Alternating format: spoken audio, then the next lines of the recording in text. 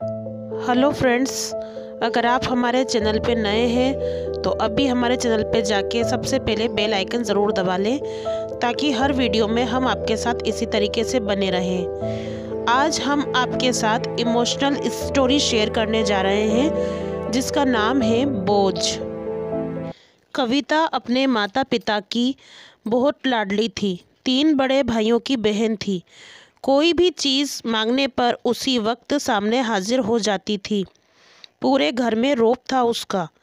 पूरे परिवार और नौकरों पर राजकुमारी की तरह हुक्म चलाती थी कविता। स्कूल में भी पूरा रौब था उसका। बड़े घर की लाडली जो थी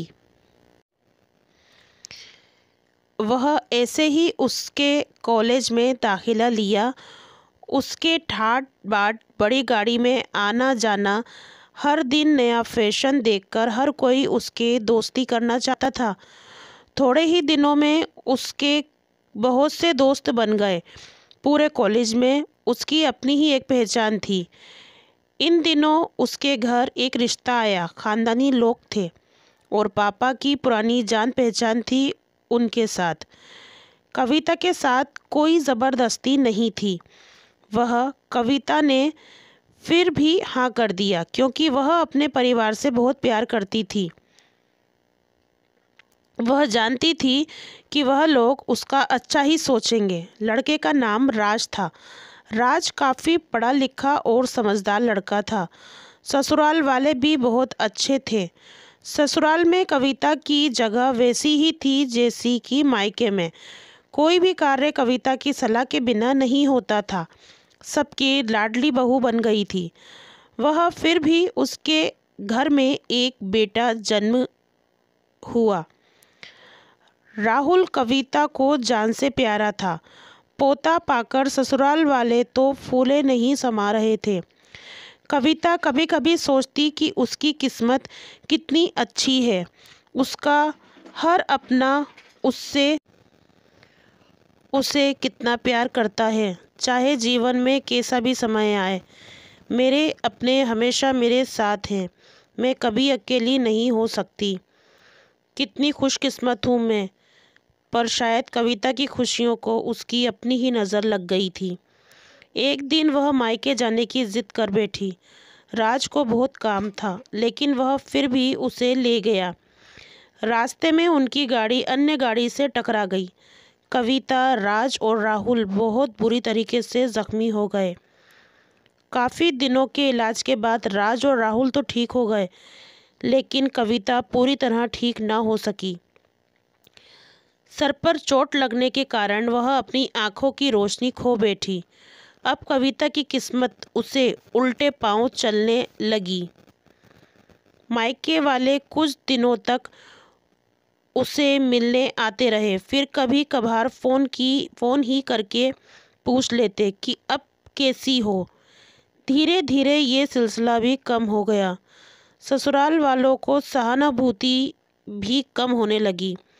घर में किसी को पास बैठने के लिए कहती तो जवाब मिलता बहुत काम है, अब तुम भी हाथ नहीं बंटवा सकती। राज भी चिड़चिड़ा हो गया था। बस राहुल ही था उसके साथ हंसते खेलते उसका वक्त गुजरता। एक दिन कविता के हाथ से कुछ सामान गिर गया जिसकी वजह से राहुल को हल्की सी चोट लग गई। कविता के सास ससुर ने राहुल को उससे अलग कर दिया कि उसे उसके ना देखने की वजह से बच्चे का कोई नुकसान ना हो जाए। कविता अंदर से टूट चुकी थी।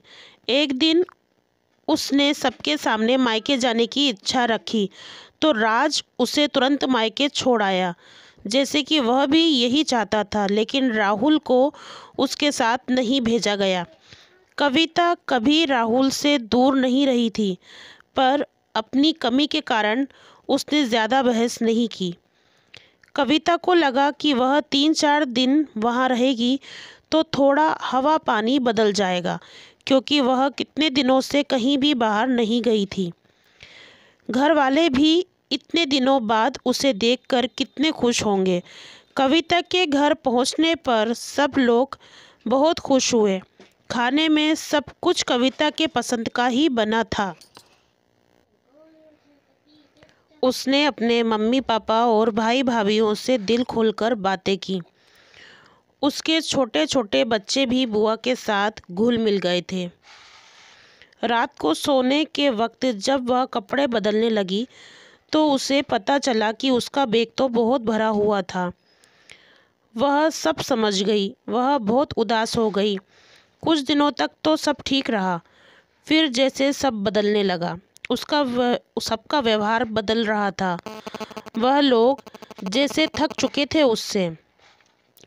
सब लोग घुमा फिराकर पूछने लगे कि राज कब आ रहा है उसे ले जाने।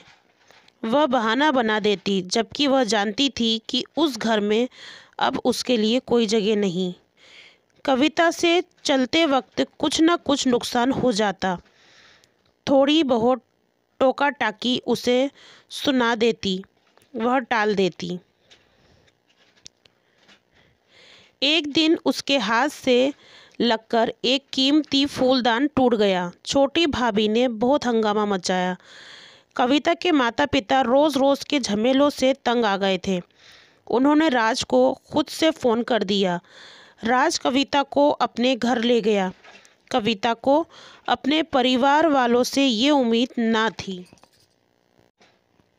जिस कविता के कहे बिना घर में एक पत्ता भी नहीं हिलता था, उस घर के लिए वह अब बोझ बन चुकी थी।